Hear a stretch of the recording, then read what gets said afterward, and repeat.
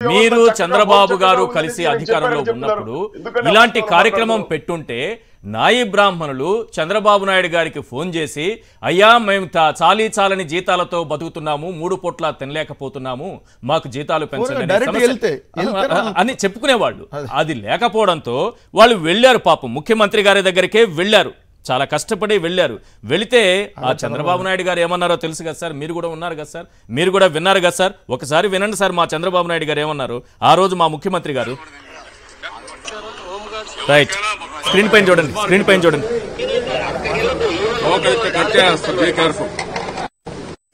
ఇంకొకసారి తోక చెప్పండి, చెప్తాను మీ కథ.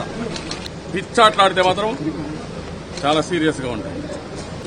తమాషాడుతున్నారు మీరు. ఇంకొకసారి ఎప్పుడైనా చేస్తే మాత్రం ఒక్కరు కూడా దూరాలు పెట్టి చెప్తాను. పని టెంపుల్ కూడా రారు మళ్ళీ. Be careful.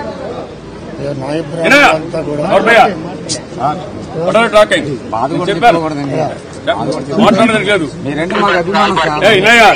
ఒక మాట చెప్తుంటా, వినాలయా.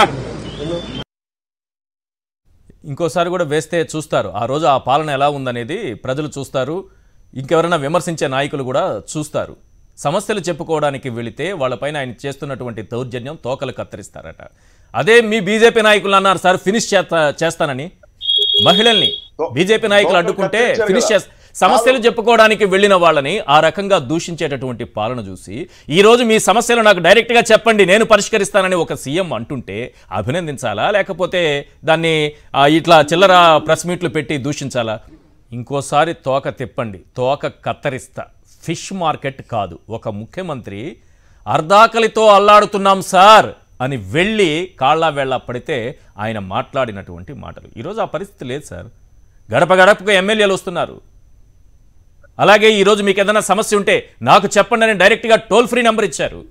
మరి చంద్రబాబు నాయుడు గారు చేస్తుండొచ్చు కదా. 14 ఏళ్ళు ముఖ్యమంత్రి అంటారు, 40 years ఇండస్ట్రీ అంటారు.